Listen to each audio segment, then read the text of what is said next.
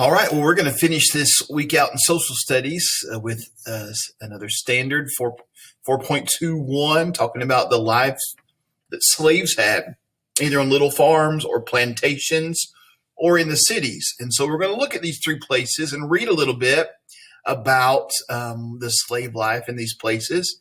Now, you'll want to pay attention. I'm going to read it to you, and you could also just go to your assignment and do this if you want to read it yourself and do it. But we're going to read this about the three places where slaves lived. And then on the reading, actually, there's a little chart that you're going to fill in. Slave life in America. You're going to describe at least three characteristics of how slaves would have lived in the cities, in farms, and on plantations. How are you going to know that? Well, it's in the text we're about to read, okay? So listen for those three places, and they're highlighted here. So, or they're emboldened here. There's a heading for each little section, so you'll be able to go back and find the answers easily. Differences in slave life. If you were a slave in America, where you lived made a difference as to what your job might be as a slave. You could live a very different life if you were a slave in a city, a small farm, or a large plantation. Regardless of where you lived, life as a slave was very difficult. Cities or towns. If you were a slave working in the cities or towns, life might be a little better than if you were a slave on a small farm or plantation. Food, clothing, and living conditions were generally nicer for city slaves. They learned skills that were needed to work in factories, textile mills, shipyards, and brickyards. Some skills these workers were taught were carpentry, butchering, and blacksmithing. These slaves were sometimes rented out by their owners, so the renter would treat their rented property better than a slave working on a farm might be treated. These city slaves would sometimes be able to keep a small portion of their wages. By saving some wages, slaves could sometimes gain more independence and may even be able to eventually buy their freedom. So there's life for slaves in the cities. How about on small farms? If you were a slave on a small farm, your living conditions might not be as good as a slave in the city, but better than a slave on a plantation. Small farmers usually had fewer slaves compared to a plantation that might have had up to several hundred slaves. Due to the smaller number of slaves and the fact the slaves were housed close to the owner's house, the relationship between the owner and the slaves were close, leading to a little better treatment than the slaves on large plantations. In other words, the owners knew their slaves personally, so they may have been treated a little kinder. So it was a smaller farm, so there weren't many as slaves, so the owners of the slaves got to know them better and probably treated them more kindly since they actually knew them. And then the worst place to be would have been on a plantation. Plantation owners could have several hundred slaves. There were different jobs for slaves on plantations. Most jobs were field workers. These people would work long hours in hot weather conditions, planting, weeding, and harvesting a crop such as tobacco or cotton.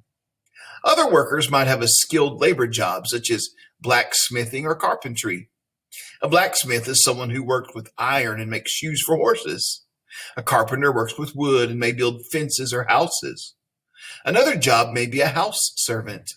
These workers serve the master's family by taking care of the children, making meals, serving the dinner, and cleaning. Slaves on plantations were often treated cruelly and sometimes harshly punished for not working up to expectation. Whether you were an enslaved person in the city, small farm, or large plantation, you were still someone else's property and could not lead your own life. City and small farm workers may have had better living conditions than large plantation workers, who were many times mistreated with sparse living conditions, limited food, and clothing. The slaves' lives depended on where they lived, the type of job they had, and the number of slaves the master owned. All right, so your assignment now today is describe the life of slaves, 3 facts about the city life, 3 facts about the farm life, 3 facts about the plantation life. At least 3. You can have more than if you want to. See, we'll go back and read cities and towns. Let's see, what can we look at? food, clothing, living conditions were generally nicer. So we could put that. We could put any of that. You could just type it in. You can use 1, 2, 3 up here if you want to. Just put it. Living conditions are nicer on farms. Hit return. It'll put a 2 there for you already. And we'll go back up in the text and see what else we can find. They learned skills that were needed to work in factories, textiles mills, and shipyards and brickyards. So slaves learned skills for working in factories and other places. I'll do one more just as an example. And let's see what else. These slaves were sometimes rented out by their owners. So the renter would treat their rented property better than slave working on a farm might be treated. They'd sometimes be able to keep a small portion of their wages. Oh, that's important because they didn't get paid in other places. Slaves could keep small portion of their wages. That means how much they got paid. There's 3 facts. We could go back and put more if we wanted to, but you got to have at least 3. And then you go to the farms and you'll tell me 3 more things about the farms, okay? So this isn't that hard. Just go find the facts. Pretty easy way to finish up this week on a Friday. And I'll let you get to it. Read the text again if you need to, and then find your facts to put in 3 facts about slave life in the cities, the farms, and the plantations. 3 in each, please. All right. Talk to you later.